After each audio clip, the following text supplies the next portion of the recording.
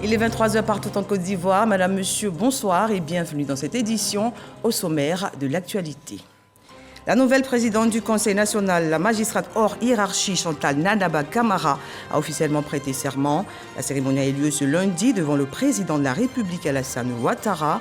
Et ce, après sa nomination par décret le 9 mai 2023. Le chef de l'État a salué l'avènement pour la première fois dans notre pays d'une femme à la présidence de cette institution.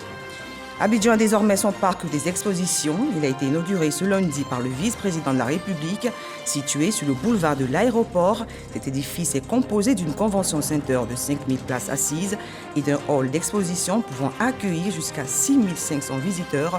Le site est dédié aux foires, spectacles et sa réalisation aura coûté 75 milliards de francs CFA. Demain mardi, les deux chambres du Parlement ivoirien se réuniront en congrès au Sofitel Hôtel Ivoire. Cette séance se tient à la demande du président de la République. Elle est conforme à l'article 177 nouveau de la Constitution.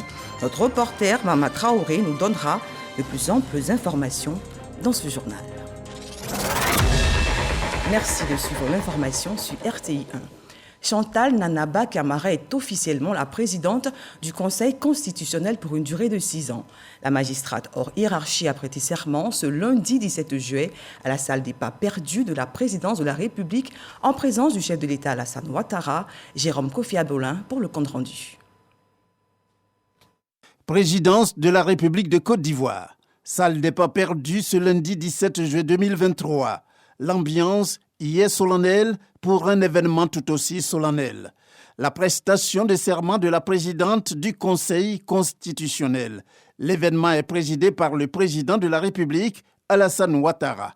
C'est à la suite de la lecture du décret la nommant que l'intéressé se livre à l'exercice.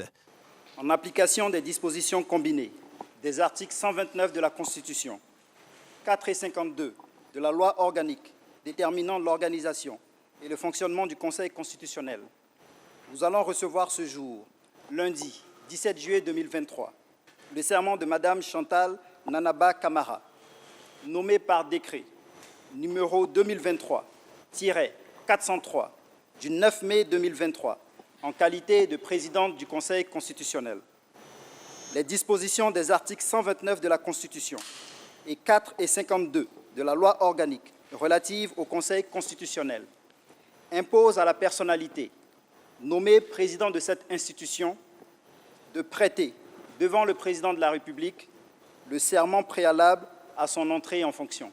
Je m'engage à fidèlement remplir ma fonction, à l'exercer en toute indépendance et en toute impartialité, dans le respect de la Constitution, à garder le secret des délibérations et des votes, même après la cessation de mes fonctions, à ne prendre aucune position publique dans les domaines juridiques, politiques, économiques ou sociaux, à ne donner aucune consultation à titre privé sur les questions relevant de la compétence du Conseil constitutionnel.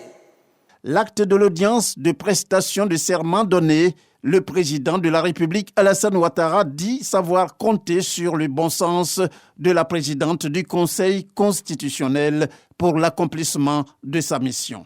Madame la présidente du Conseil constitutionnel, votre accession à cette haute fonction de l'État est plus que méritée au regard de votre parcours professionnel de près de 45 ans dans la magistrature, mais également parce que vous incarnez un serviteur engagé et dévoué de l'État. Je n'ai aucun doute que vous saurez assumer avec compétence, intégrité, rigueur et dévouement vos fonctions à la tête du Conseil constitutionnel.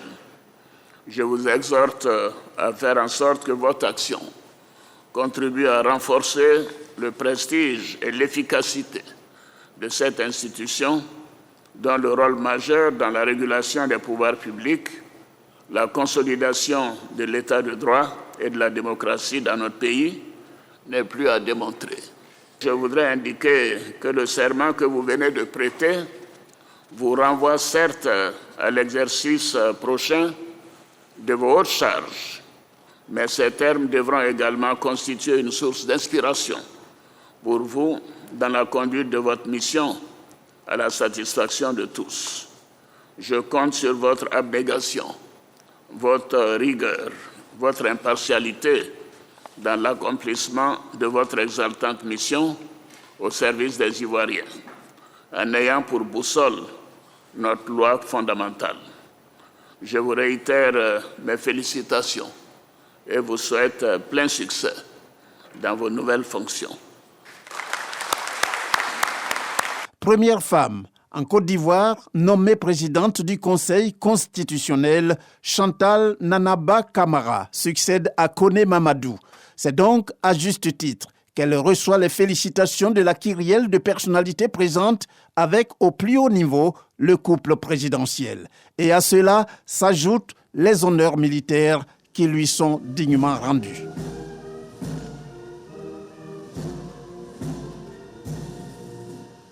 Fierté pour le genre. La Côte d'Ivoire poursuit son développement sur le plan infrastructure. Sur la longue liste des ouvrages qui font la fierté du pays, il faudrait y rajouter le parc des expositions à Abidjan. Il est inauguré ce lundi par le vice-président de la République, Timoko Méliès Koné, en présence de notre reporter, Mama Traoré. Sur la route de l'aéroport, son architecture ne laisse aucun passant indifférent, surtout ce dôme, surnommé la robe bleue par ses concepteurs. Rêvé il y a 40 ans par Félix Houphouët-Boigny, le parc des expositions d'Abidjan voit enfin le jour sous le président Alassane Ouattara, après 3 années de travaux.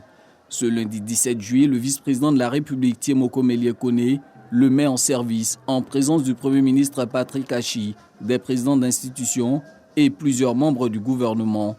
Abidjan peut désormais se vanter d'avoir le plus grand parc d'exposition d'Afrique de l'Ouest, singulièrement Port-Boué, sa commune d'accueil. Cet édifice d'une belle facture architecturale va davantage concentrer l'attention des pouvoirs publics, des exposants et des promoteurs événementiels sur notre commune, au regard de l'importance des activités qui vont s'y organiser régulièrement et de leur adéquation avec le cadre qui va désormais les accueillir. Bâti sur un site de 30 hectares, le parc des expositions d'Abidjan est composé de 2 ouvrages majeurs. Une convention center d'une superficie de 9000 m², haut de 35 mètres, accueillant 5000 places assises et 10 000 places debout. L'autre ouvrage est un hall d'exposition de 7200 m², prêt à recevoir jusqu'à 6500 visiteurs. Dans son ensemble, l'édifice est destiné à abriter les foires, expositions, spectacles, concerts et autres événementiels. Coût de l'investissement, 75 milliards de francs CFA. Je voudrais vous rassurer, Excellence, Monsieur le Vice-président de la République, que sous l'autorité de Monsieur le Premier ministre, toutes les dispositions seront prises pour une gestion efficace et efficiente du parc des expositions d'Abidjan par des professionnels de renom, afin que cet actif marchand puisse accueillir quotidiennement, et ce pendant plusieurs décennies, des manifestations d'envergure nationale et internationale. La réalisation du parc des expositions d'Abidjan fait partie des projets majeurs du Plan national de développement 2021-2025 en son volet transformation structurelle de l'économie. Pour le vice-président de la République, cet édifice va favoriser l'intégration économique sous-régionale. Toutes ces réalisations permettent de consolider le positionnement de la Côte d'Ivoire comme moteur de l'économie sous-régionale. Elles constituent des atouts indéniables pour notre économie en vue de tirer le plus grand bénéfice de l'intégration économique sous-régionale et continentale. Dans ce sens, l'avènement de la zone de libre-échange continentale africaine est une opportunité à saisir pour renforcer nos échanges intra-africains en assurant une exportation accrue de nos produits manufacturés. Son exploitation devrait générer plusieurs emplois directs et indirects dans les secteurs de l'agriculture, du commerce, de l'hôtellerie, du tourisme et des services. De plus, la proximité du site de l'aéroport international Félix Houphouët-Boigny lui offre une ouverture sur le monde qui facilitera son utilisation pour les événements internationaux. Le spectacle est ouvert L'humoriste Joël et l'artiste Baïs Pinto sont les premiers à jouer sur la scène de la Convention Center d'Abidjan. Réservation est déjà faite sur ce site pour le prochain salon de l'agriculture et des ressources animales d'Abidjan Sara, le forum Made in Côte d'Ivoire FOMSI et le marché ivoirien de l'artisanat MIVA. L'Assemblée nationale et le Sénat en congrès. Les deux chambres du Parlement ivoirien se réuniront demain au Sofitel Hôtel Ivoire dans la commune de Cocody. Cette séance se tient à la demande du président de la République. Conformément à l'article 177 nouveau de la Constitution, il s'agira pour les parlementaires de statuer sur un projet de loi de révision constitutionnelle institué par le chef de l'État. Toujours avec Mama Traoré. Par voie de communiqué lu ce week-end sur les antennes de RTI 1, les membres des deux chambres du Parlement sont convoqués pour un congrès ce mardi. Cette réunion du Parlement en congrès se tient à la demande du président de la République, une démarche conforme à l'article 177 de la Constitution. L'initiative de la révision de la Constitution appartient concurremment au président de la République et aux membres du Parlement. Pour être pris en considération, le projet ou la proposition de révision doit être voté à la majorité absolue des membres du Congrès. Toutefois, le projet ou la proposition de révision n'est pas présenté au référendum lorsque le président de la République décide de le soumettre au Parlement. Dans ce cas, le projet ou la proposition de révision n'est adopté que s'il réunit la majorité des 2/3 des membres du Congrès, effectivement en fonction.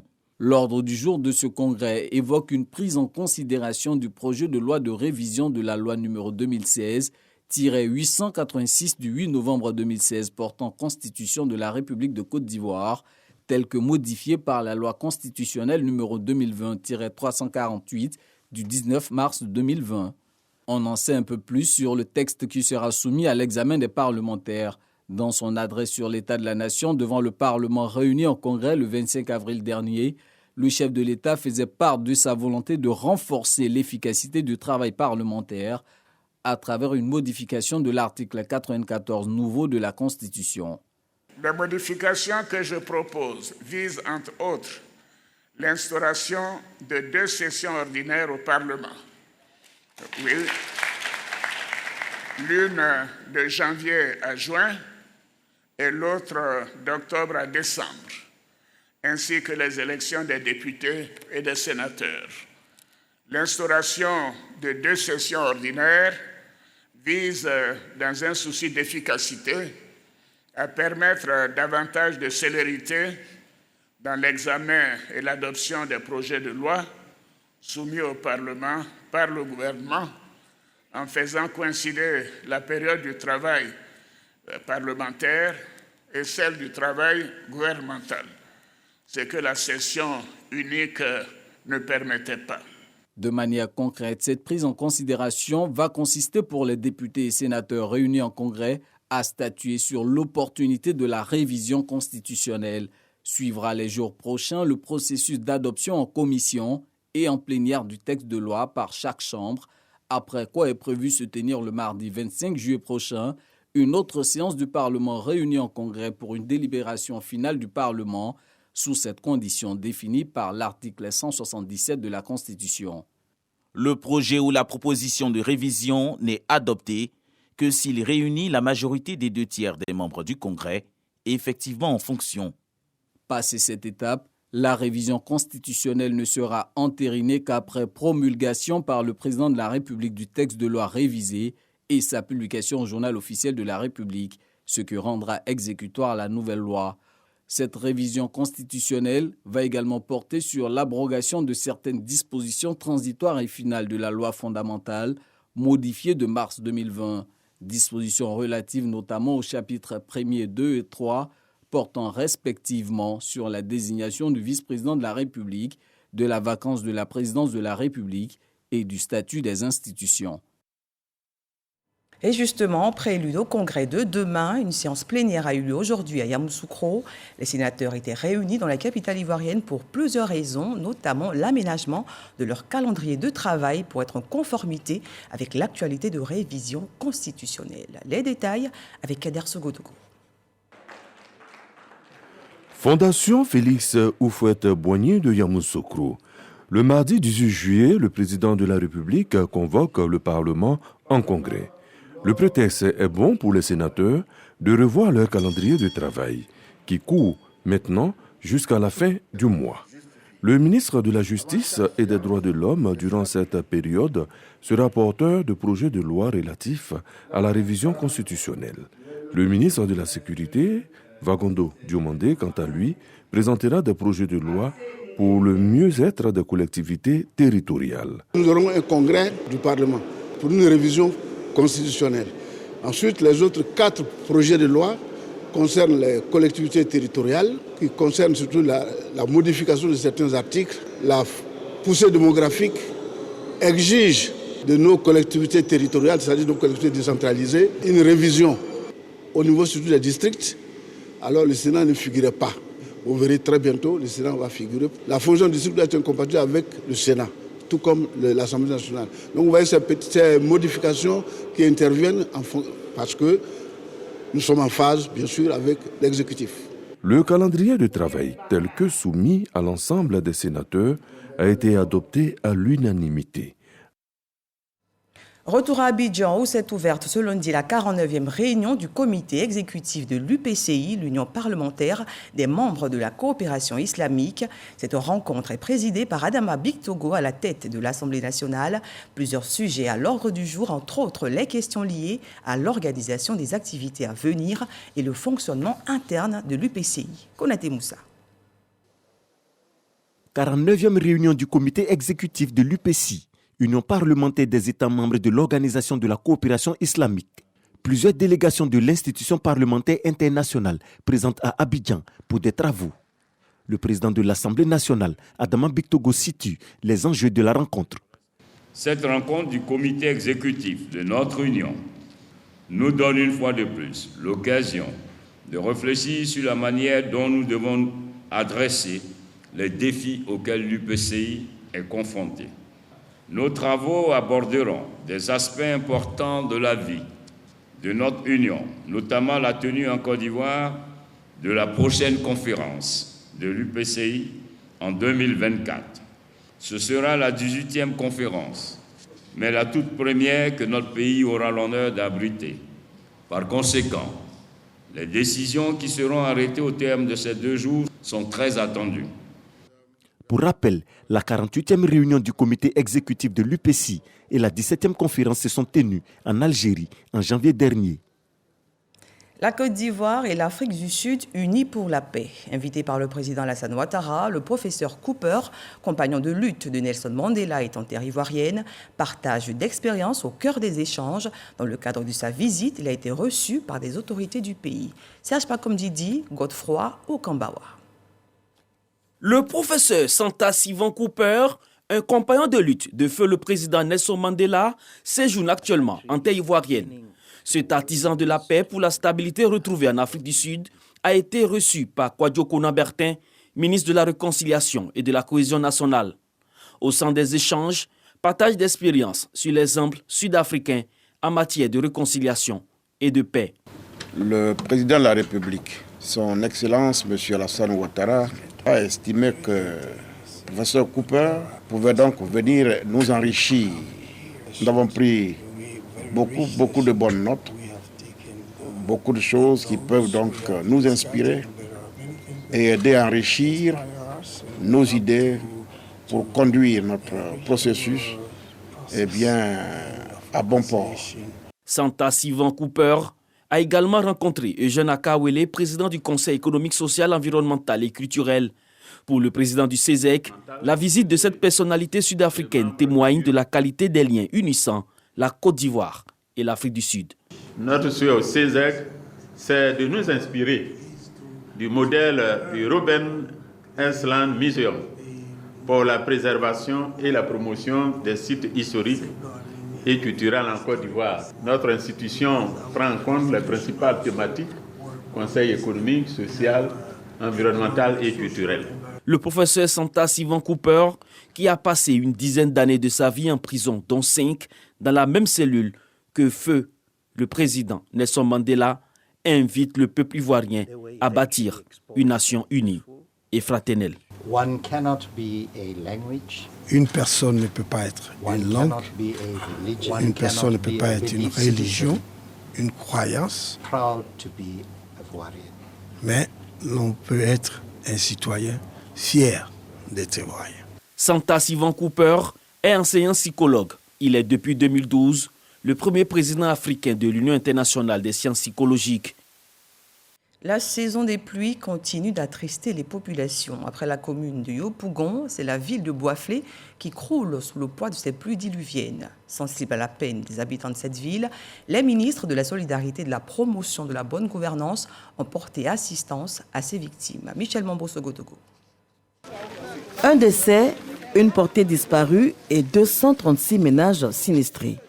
À Boisflé, les habitants du quartier Delta Extension n'ont pas échappé à la furie de la forte pluie qui s'est abattue dans la nuit du jeudi 6 au vendredi 7 juillet dernier sur la ville.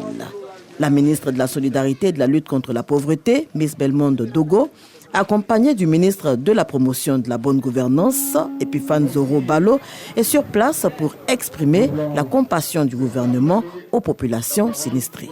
Nous sommes tout simplement, nous les sinistrés, très heureux. Encore une fois, merci au président de la République d'avoir passé à nous. Nous sommes entourés de 2 ruisseaux. Alors, si vraiment quelque chose est fait pour faire une canalisation, ces populations en face de vous seront soulagées. Un appel à l'aide qui, séance tenante, trouve écho favorable. Le gouvernement va dépêcher une mission de l'ONAD, l'Office national de drainage, le mardi. Ils vont rencontrer les principaux responsables du service technique pour que la question du drainage soit résolue. Et la ministre de la Solidarité et de la lutte contre la pauvreté, Miss Belmondo Dogo, d'insister sur la prudence et le sens de la responsabilité des populations en cette saison des pluies. Leur vie en dépend. Lorsqu'il pleut, pour vous-même, votre propre vie, je vous demande de partir le temps que la pluie s'arrête. Si le temps commence à s'assombrir et qu'il commence à pleuvoir, quittez les zones d'inondation. Pour vous-même, et surtout pour les enfants. Au total, ce sont des vivres et des non-vivres d'une valeur de 26 300 000 francs CFA qui ont été remis aux populations sinistrées de Boisflé. De Boisflé, rendons-nous à Jacquesville où les pluies diluviennes continuent d'occasionner des dégâts. Ce département est sur le point d'être enclavé. Une partie de la route sur le tronçon Abidjan-Jacquesville est fortement dégradée. L'excédent d'eau dans le marais a envahi la chaussée à quelques encablures du village d'Abrébi. Cette situation expose les usagers. Les populations angoissées les usagers lancent un appel aux autorités compétentes en vue d'une solution durable et pérenne. Nous espérons que leurs différents cris de cœur seront entendus. Restons dans le même temps et rendons-nous à Grand-Bassam. La ville historique, également victime d'inondations, a été le lieu choisi par l'OIPC, l'Organisation internationale de la protection civile, pour abriter pendant 2 semaines des formations des gestions de catastrophes naturelles. 8 pays, dont la Côte d'Ivoire, sont conviés à la session de niveau international avec pour thème « Gestion des crises et didactique méthodologique ». Walter Amadou Ouattara. Au mois de février dernier, des séismes ont fait près de 46 000 morts en Turquie et 6 000 en Syrie. Des inondations ont causé au moins 33 morts et 10 personnes portées disparues en ce mois de juillet en Corée du Sud. En terre africaine, 127 personnes ont été tuées au Rwanda en mai 2023 suite à des glissements de terrain liés aux fortes pluies saisonnières. Ce tour d'horizon permet d'avoir une idée des catastrophes naturelles qui menacent le monde. Une situation qui préoccupe l'Organisation internationale de la protection civile, OIPC. Elle initie une session de formation à Grand-Bassam en synergie avec l'Office national de la protection civile, ONPC. Pour relever ces défis, il est nécessaire, à l'aide de la mondialisation, de rechercher et de trouver également des stratégies et des solutions communes. C'est donc à juste titre que se tient cette importante formation en gestion des crises. De nationalité suisse, le formateur va 2 semaines durant donner des outils nécessaires aux stagiaires en matière de prévention et de gestion des catastrophes. La méthodologie de gestion de crise, donc pouvoir apprendre aux participants de travailler en commun, de casser ce qu'on appelle les silos, de pouvoir vraiment mutualiser leurs forces, ça c'est une partie. Et puis tout ce qui est, je dirais, didactique, méthodologique, que l'on peut amener à gérer une situation de manière correcte. 8 pays prennent part à cette session. Crise, c'est quoi? Risque, c'est quoi? Comment amener nos populations à s'approprier ces termes? C'est déjà un point très important. Maintenant, si la crise survient, comment est-ce que nous devons nous comporter sur le terrain? La gestion de crise en Tunisie est gérée par le ministère de l'Intérieur. L'expérience montre qu'il faut installer un organe qui va piloter tous les process de gestion de crise. La représentante de Wagondo Diomandé, ministre de l'Intérieur et de la Sécurité, exhorte les participants à être des stagiaires assidus et attentionnés. Le groupe technique du G24 réuni en Côte d'Ivoire depuis ce lundi. L'organisation interétatique échange sur le thème « Financer une transformation structurelle durable ». Cette rencontre, la deuxième de cette année, a été inaugurée par le ministre de l'Économie et des Finances, par ailleurs président du GT G24, Léon Brou. Inflation généralisée avec hausse des prix de l'énergie et des denrées alimentaires, conflit en Ukraine, Covid-19 et changement climatique. Dans ce contexte mondial, quelles priorités les pays en voie de développement doivent-ils présenter pour capter des financements de la Banque mondiale et du FMI? Voilà qui convoque pour la deuxième fois cette année le groupe technique du G24. Il s'agit pour la plateforme d'harmoniser les politiques des États membres face au changement climatique et ses impacts sur le financement, surtout la mobilisation des recettes intérieures.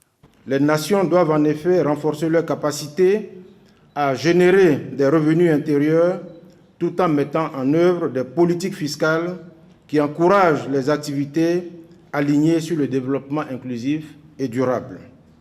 Dans ce cadre, les politiques budgétaires doivent trouver un équilibre délicat. Cela nécessite que les règles de coopération fiscale internationale soient efficaces et viables pour tous les pays. Au menu aussi, coordination des stratégies nationales de mobilisation du financement privé et étranger, ainsi que celles relatives au règlement de la dette. Le fardeau imposé par un endettement excessif limite considérablement la capacité des pays à attirer des financements supplémentaires et à progresser vers la transformation économique et le développement durable.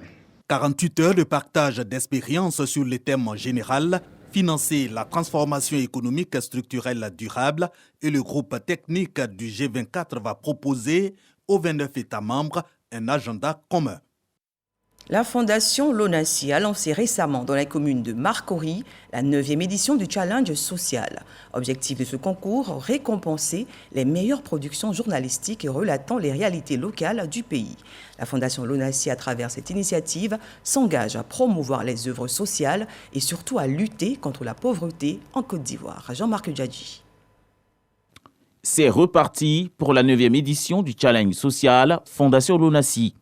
Ce concours des meilleures productions journalistiques est lancé par le directeur général adjoint de la Lonassi, Abdul Karim Ouattara. Ouvert aux journalistes professionnels, ce prix vise à publier des articles susceptibles d'induire des changements qualitatifs dans la vie quotidienne des populations, en liaison avec la mission de la Fondation Lonassi. Chers journalistes, je voudrais rappeler qu'en participant au challenge social de la Fondation Lonassi, vous ne gagnez pas seulement des prix, mais vous participez aussi à la mission sociale de la Lonassi, qui est d'œuvrer au bien-être de la population. Les reportages sont notés sur 20 points. Sont pris en compte l'originalité, l'engagement social, conforme à la mission de la Lonassi, et la qualité rédactionnelle. Toutes les productions doivent être soumises au jury dans la période du 13 juillet au 15 octobre 2023. Le journaliste lauréat percevra 1 500 000 francs CFA et un trophée. Quant au second, ils recevront respectivement des lots de consolation de 500 000 francs CFA et 250 000 francs CFA. L'actualité internationale nous conduit en République démocratique du Congo, au Tchad et en Libye. On fait le point avec Angela Diallo et Alexis Ouedraogo.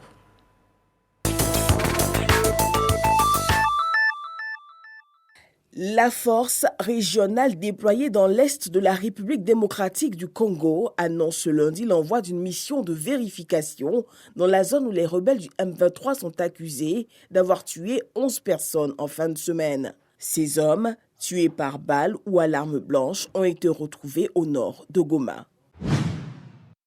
Au Tchad, le président de la transition, Mama Idriss Déby, accorde une grâce à une nouvelle vague de 110 personnes jugées et condamnées après les manifestations du 20 octobre 2022. Une grâce qui intervient alors que le président de la RDC, Félix Tshisekedi, arrive pour une mission à N'Djamena.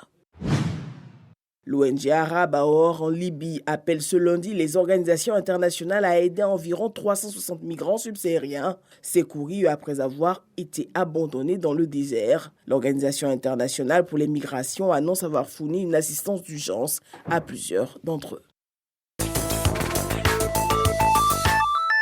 Voilà qui met un terme à ce journal. Merci de nous avoir suivis et bonne fin de soirée à tous.